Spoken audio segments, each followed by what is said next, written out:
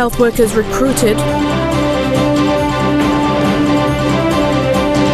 Australian pilot charged with illegal entry.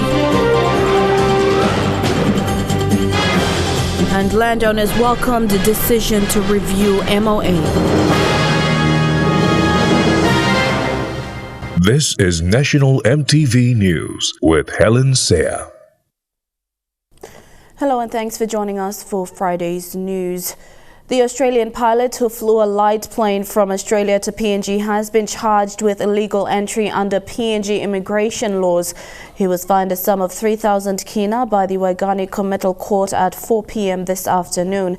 Magistrate Tracy Ganai handed down the ruling after the 52-year-old male pleaded guilty. The 52-year-old man from Melbourne in Australia was alleged to have entered into Papua New Guinea without an entry permit. Catmull is believed to have departed Marunba airstrip in Cairns on the 26th of July and flew in a Cessna 402C twin-engine aircraft before landing at an unauthorized airstrip near Papa in the Kairuku district.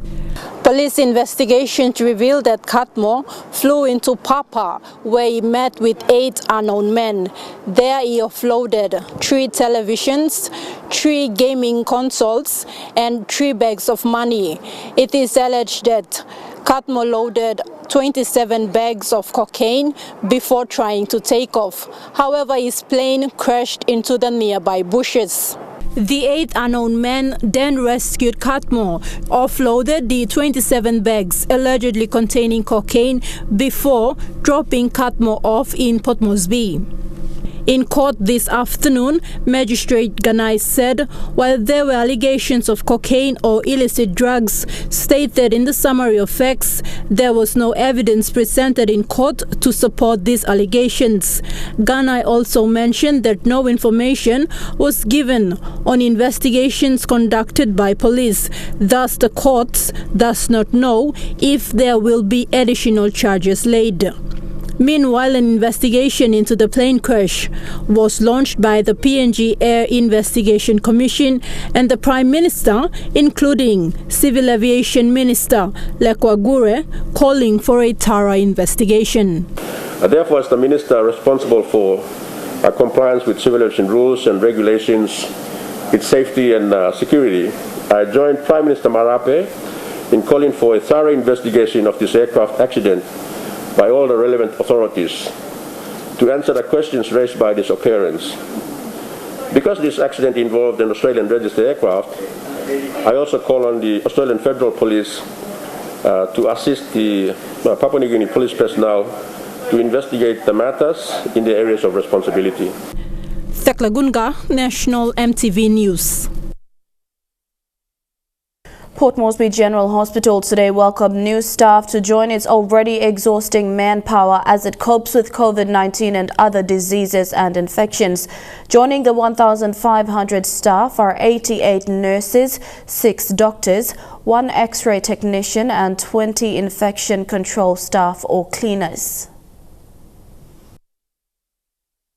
This major recruitment by the Port Moresby General Hospital is timely as the hospital prepares to reopen its doors to the general public next week. CEO of Port Moresby General Hospital, Dr. Paki Molumi, said the recruitment is important so that the hospital does not neglect its normal duties. Strict measures, of course, will be maintained, such as wearing a face mask. When we had the first case in the ward and then other cases that were detected at the hospital, many, they were scared because of the information that's floating around, and many of our staff were isolated or quarantined. But now, with this recruitment of 88 nurses, another 6 doctors now, but we'll have another 4 that do 10 doctors, and 1 X-ray technician. We're able to fill in those gaps. And we want to return back to normal. So starting next week, I want to encourage all the patients to come and get their treatment. Our PMGH is open. We are here to serve you. So we have done our necessary infection control measures to clean up the hospital. So the hospital is open. Acting Director Medical Services Dr. Connie Sobi, while welcoming the new staff, also acknowledged the commitment and hard work displayed by existing staff after the 4 lab technicians tested positive for COVID-19 and a few other hospital staff. As human beings, with the lack of reporting of cases over 2 months between May or April, end of April and May and early June, there was somewhat drop in our guard. So just over 3 weeks ago, with the identification of this case plus 1 case from a deceased person in the morgue, pushed us to do more testing. And since then, there have been more positive cases identified. So the onus is on us. I want to thank the staff that have continued to support, and we really welcome those of us who have joined, those of you who have joined us this week. Head of Internal Medicine, Professor Seisi Kevao, reminded the new recruits of the huge responsibility they are signing up to at PNG's National Referral Hospital. He said the hospital has come a long way since 1967 when he started work. Professor Seisi Kevao also challenged the hospital management to increase the number of patient admissions.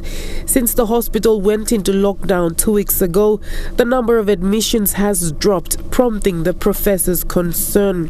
Our role is to make sure that as from today, in the presence of a good minister, and it's already been alluded to by our CEO, we need those patients that the Port Moresby General Hospital was blessed to look after.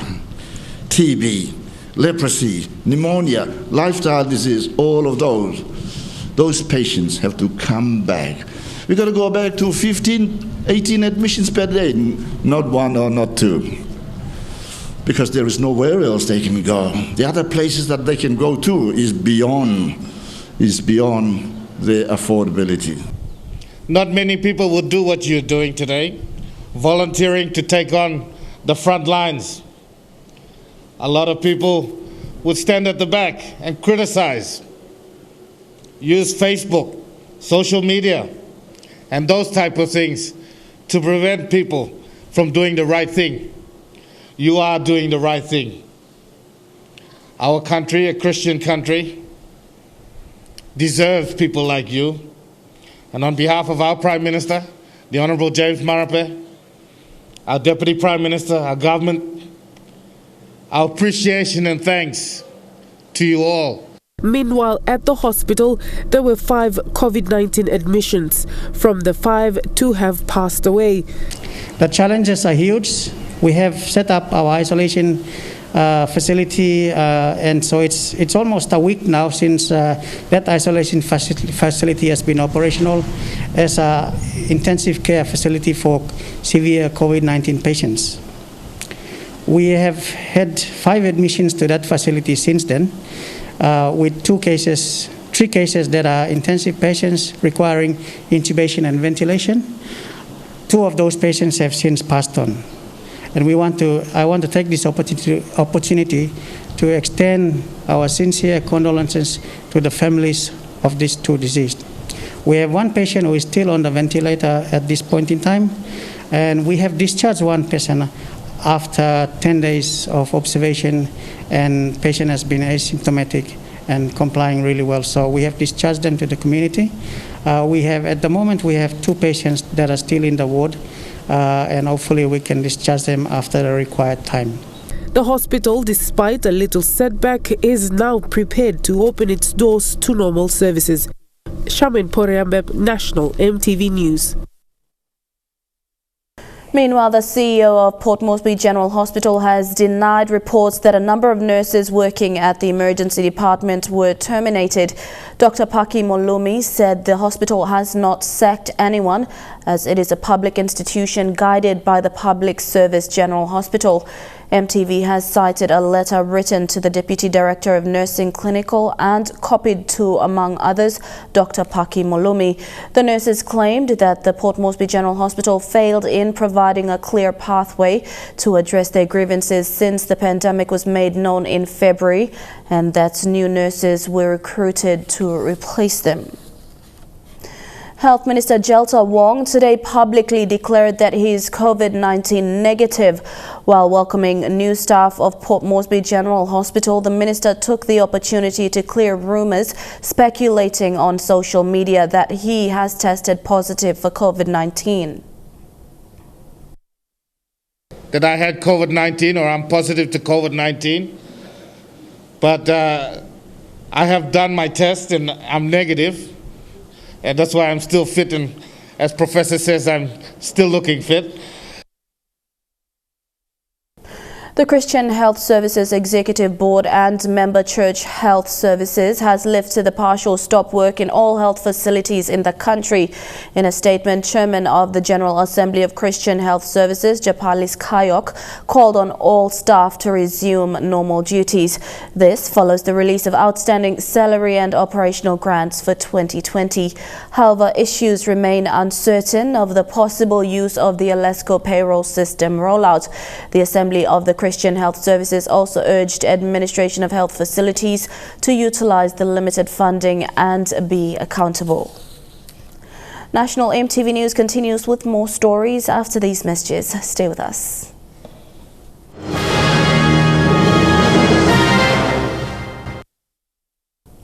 Welcome back.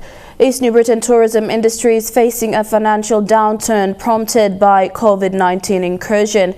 Tour operators, hotels and guest house owners have seen a drastic decline in the number of international visitors. CEO of the East New Britain Tourism Authority, Gard Ranson, said the global pandemic has left the industry on the verge of collapsing. The province, which usually sees about 12 cruise ships every year since 2018, has now seen no cruise ships since the lockdown in March this year. Mr. Ranson says the tourism office is looking at other available alternatives in an attempt to keep the industry alive, and he's appealing to other government sectors in the province to support the tourism office. Cafe landowners have welcomed the National Executive Council's decision for the review of the determination handed by Commissioner Peter Toliken in 2009 for the K92 mine in Eastern Highlands. Chairman Michael Croefa says the review is a relief for the disgruntled landowners, however urged for no political interference. Meanwhile, Chairman Croefa condemned the recent MOA review organized by Mining Minister Johnson Tuke and Mineral Resource Authority in Kokopo. Speaking in Port Moresby, the Cafe Landowners Association chairman says it has taken some time for the state to intervene and ensure proper landowners are identified and cleared for benefits to be shared.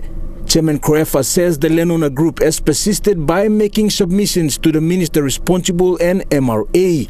He welcomes NEC's decision for the review of the 2009 land court determination. People blokanan tu mi plakena kades pla chance lo mi plaken sindown nos pla court na mi pla like mosem court must put to rest because mining the mino wet mi pla one pla coffee garden no one pla something we one pla wet time stonia na and mi go by finish na planting mi pla miss out finish na. The LTC determination has been a long-standing process and entitles to a review of the K92 mine MOA. However, an earlier advice by the Office of State Solicitor was disregarded by the former MRA Managing Director Philip Summer.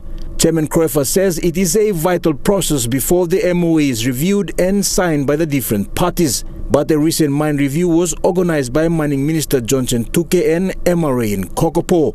Now that this MOA review will call him lo Kokopo na emi ko emi no best interest lo people lo kanan tu na emi like talk straight to some only define this play instruction lo hot na even court emi stop lo foot only work him this play emi no go pla tumas na mi prini mi kam lo this la media lo mi like talk save osem people stop na you leader stop you look na you address him heavy blow people past them. For the Cafe Landowner Group, they believe the minister responsible and MRA have crossed their paths and siding with a portion of the landowners who claim to be principal landowners. With NEC calling for a review of the 2009 LTC determinations, the CAFE group do not want the involvement of Minister Tuke and MRA. A member block kainan tu one time MRA managing director to plan on a involvement review agreement. You play government must look appoint him no plan lo come inside na sit down no this plan give him because Jaglo Pava Jr. National MTV News. Hela Governor Philip Undialu is urging the national government to release its outstanding infrastructure development grants for 2019 and 2020. Governor Undialu says this funding will assist the provincial government to build police barracks in the 3 electorates of Hela. Undialu says the national government owes Hela province about 500 million kina in IDG funding alone. The Hela governor made this statement following the approval of the Hela provincial police structure for the recruitment of about 500 police officers. We will utilize some of this funding. State owes to us about almost 500 million kina in IDG alone, and people want to see police house built in Como and Heights and Koroba and Kobeko and all these things. If this money is coming, then we can easily draw down and make all this thing work. But we understand the situation the country is facing. But we'll try to request within what is entitled to us, and we'll try to implement and help the police department too. The Ndab Airport Redevelopment Project is set to commence construction following its official launch yesterday by Prime Minister James Marape. This multi-million kina project is expected to improve the facilities and the services provided at Ndab, and it will be upgraded to an international airport.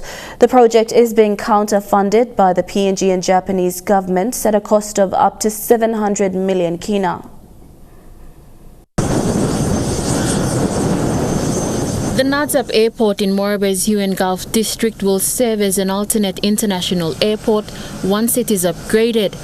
During the official launching of the Ndab Airport Redevelopment Project yesterday, Prime Minister James Marape said this was one of several airport intervention projects undertaken to improve services in light of anticipated economic activities.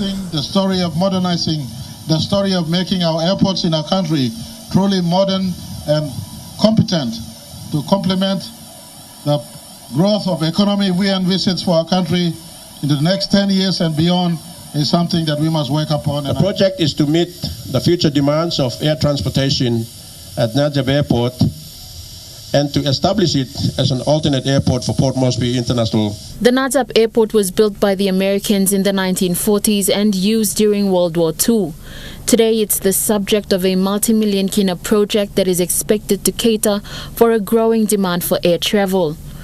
The runway will be widened and strengthened to accommodate for larger aircrafts, along with the construction of a new taxiway and terminal buildings and facilities, amongst other improvements. This is being jointly funded by the Japanese government through JICA Overseas Development Assistance, a concessional loan of 578 million, and the government of Papua New Guinea counterpart funding of 114 million. Japanese ambassador to PNG, His Excellency Kuniyuki Nakahara, said the project's kundu-shaped building will be installed with Japanese technology, making it a symbol of the Japan and PNG collaboration.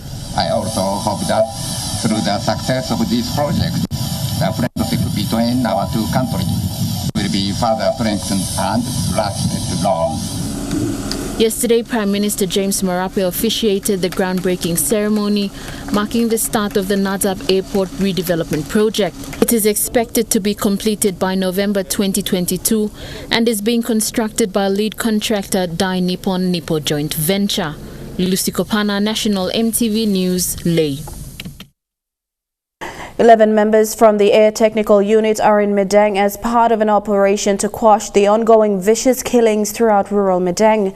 Police Minister Brian Kramer says since 2013, Madang has made the headlines for a series of crimes involving brutal murders. Martha Lewis reports from Madang.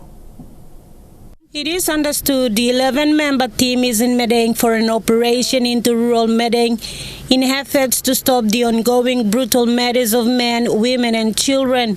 Minister Kramer says another 3 units will join the ATU to carry out an aggressive operation throughout Madang district. A team of 11 that have gone up there to apprehend those that have been involved in those killings, and we're talking about the worst types of killings in terms of killing women, children, decapitating them. This isn't just some operation to go after petty criminals. With the help of local police, 3 housemans were torched and homemade firearms, offensive weapons, 4x12 gauge live ammunitions were confiscated by police.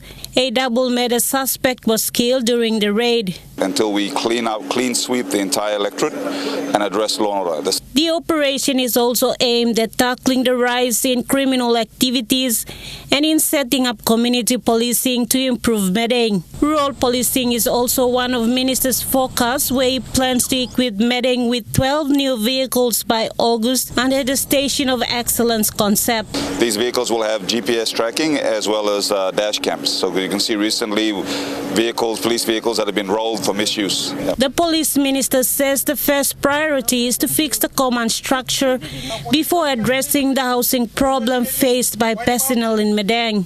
So first we fix up our command structure of our officers, then we worry about whether the issue of housing. Martha Louise, National EMTV News, Madang. The Independent Consumer and Competition Commission wants retailers and wholesalers in PNG to impose prices of goods and services that are fair to consumers in the midst of the second wave of the COVID-19 pandemic. ICCC Commissioner and CEO Paulus Ayn emphasized this today during the occasion to launch the company's corporate plan 2020 to 2025.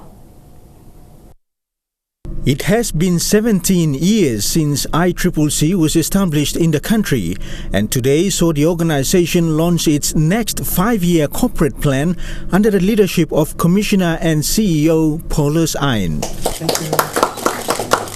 The pricing and competition watchdog enforced strict measures during the first wave of the COVID-19 pandemic hitting PNG earlier this year, but it is more challenging now going into further lockdowns in terms of pricing regulations. On the consumer's front, the prices that the business houses charge must be fair and reasonable and affordable to the consumers. That is what we want to see in the marketplace. And at the same time, the business houses or the retailers and wholesalers supplying the market to the consumers need to also bring goods from overseas. As we all know, we are all import reliant. With foreign exchange shortages a major hiccup for businesses in PNG due to continued international border restrictions, ICCC also understands the challenge that suppliers in the country are faced with. We've been operating very well under the previous arrangement with the new orders coming out for the ICCC price regulations, order number 8 most recently. So with the pandemic bill that came, it has not given us any opportunity to commence our operations. So what we're actually doing now is working with the Controller's Office to have some new orders released for the ICCC to commence the exercise of price gouging. Aside from pricing of goods and services in the formal part of PNG's economy, pricing of goods in the informal economy became a concern as well in the first wave of lockdown periods. There was a sudden spike in prices for goods like betel nut and garden produce, forcing consumers to spend more than usual. Consumers hope that the 2-week lockdown announced by the government and health authorities earlier this week will not bring a repeat of what happened in initial lockdowns. Dennis Orere, National EMTV News. And now looking at the NASFund market report, the kina closed unchanged at $0.288 in the interbank market.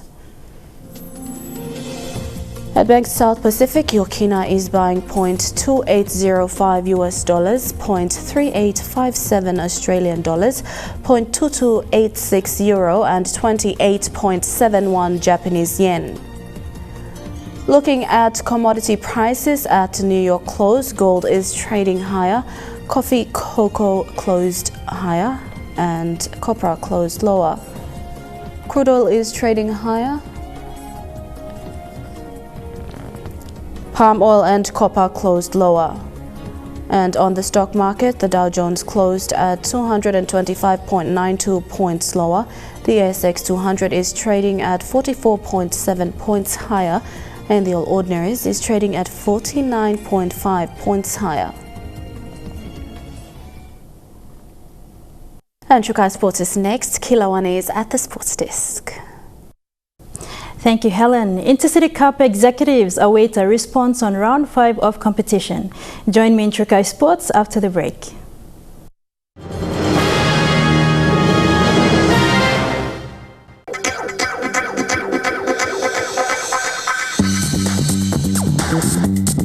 Chukai Sports.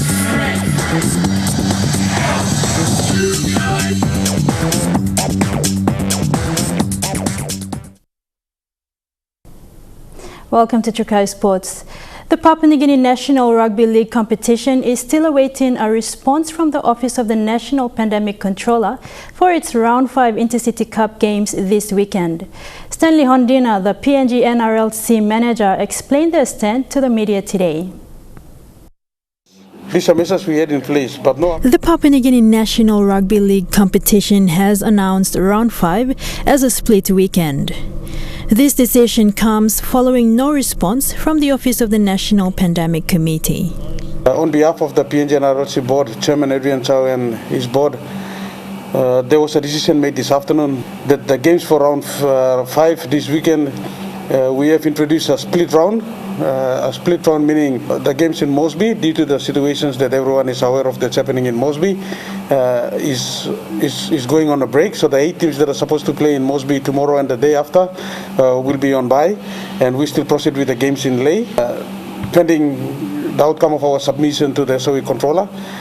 When that outcome comes, we'll make the call next week, but we are hoping that a favorable outcome will come through. Following the 14 days lockdown announcement, the board has considered all necessary measures if given the approval to proceed. As part of our preparation for the games, if it was going on, we've also arranged buses, and thank you to Borgo Motors who came up to assist us with buses. So we were going to do all the runs. Teams were going to land, those teams flying in. We were organizing to pick up them at the airport. We've already discussed with the hotels that they stay in. They will treat them as quarantine passengers, and they will keep them in the rooms locked down until our bus picks them up from the hotels, take them to the game. We take them back. So we have control over all their movements while they are in POM, so that they are protected from having outside contact with their friends and wantoks in POM. The impact of the lockdown has also allowed in sponsors to assist in the competition. I thank all the franchises and teams that were involved for their support. Our spectators and the lovers of this game, thank you for your patience. We make this announcement so that we can put some rest to the uncertainty that's been hanging around for some time, and we hope to get that approval and everything come back to normal next week onwards. The competition has now set its grand final to the 18th of October. The rounds pushed forward another week due to the 14 days lockdown.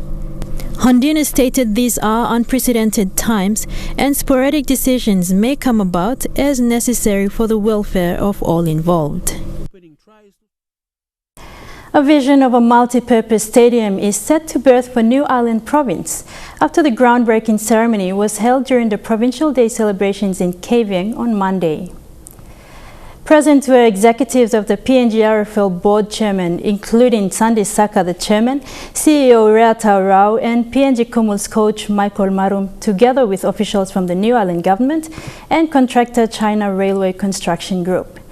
Deputy Governor Semi Mason said New Ireland boasts of many national sporting icons in the likes of Tuman Sogolik in boxing, silver medalist in the 1978 Commonwealth Games, and Edward Laboran, gold medalist in high jump in the first Pacific Games in 1963. The stadium is set to be completed by September of 2021. Chukai Sports continues after the break. Stay with us.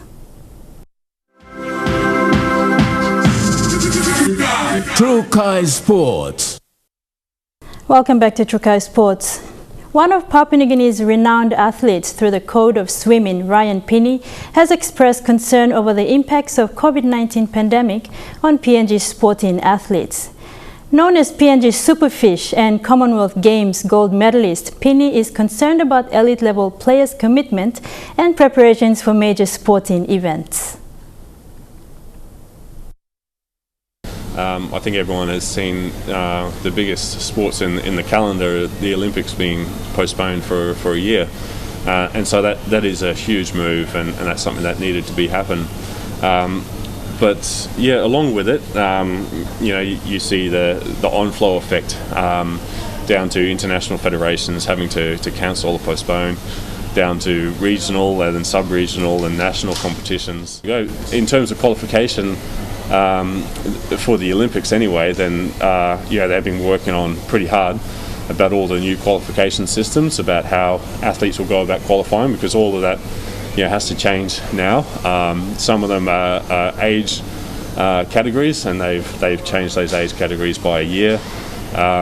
Some of them have to travel quite a bit, so that's all going to change next year, I think, on how these qualifications are done. But they're working pretty hard to push them out as soon as possible, and athletes can then focus on something like that to get them through. And that ends Trukai Sports for now. Helen will be back with the weather forecast for the next 24 hours. Bye for now. Trukai Sports.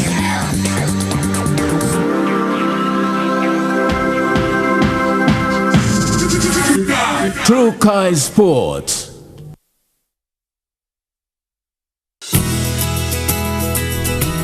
This weather update is proudly brought to you by MoniPlus, with you always.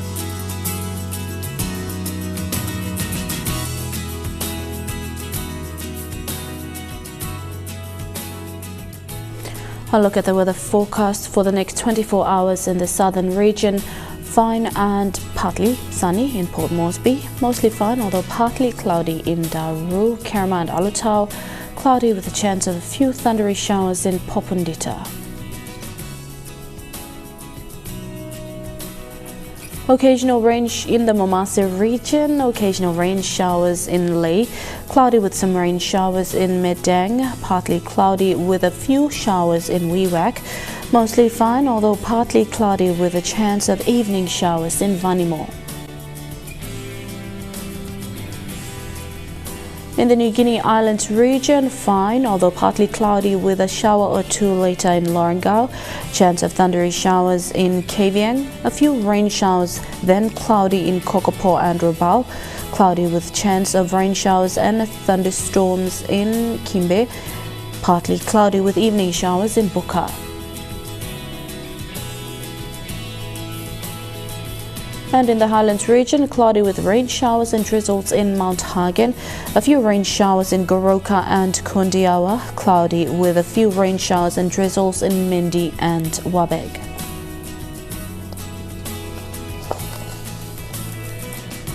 Strong wind warning for all coastal waters of southern PNG Indonesian border through Torres Strait to Daru, through Gulf of Papua, to Yule Island, to Hood Point, to Samar Island, to East Cape, to Cape Vogel, including all Milne Bay Islands, and from Finschhafen through Vitiaz and Dampier Straits, to CRC and Long Island, to Karkar Island, and the ocean waters of Coral, Solomon and Bismarck Seas.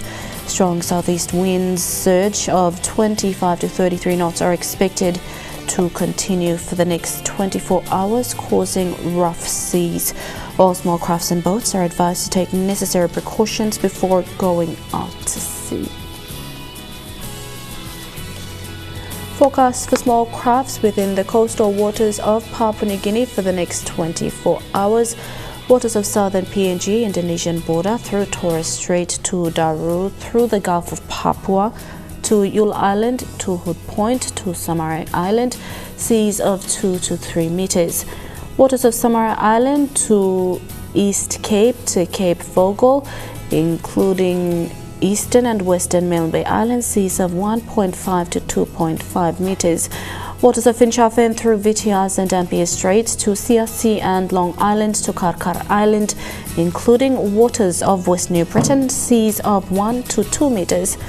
Waters of Cape Vogel to Tufi to Iwala Point through Huon Gulf to Finchafen, with waters of Karkar Island to Wewak to Aitape to the northern PNG Indonesian border, with waters of Manus and its western group of islands, and with waters of New Ireland, East New Britain and Bougainville waters, seas of 0.5 to 1.3 meters.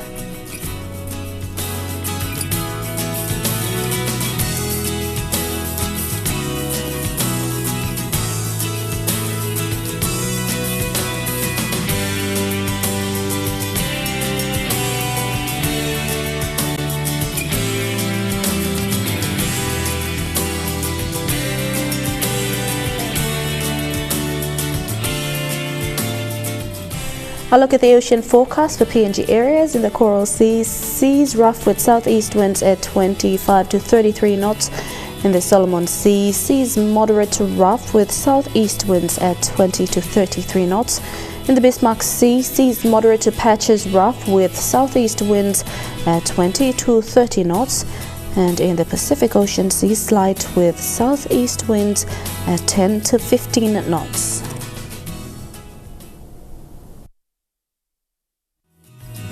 The weather update was proudly brought to you by MoneyPlus, with you always.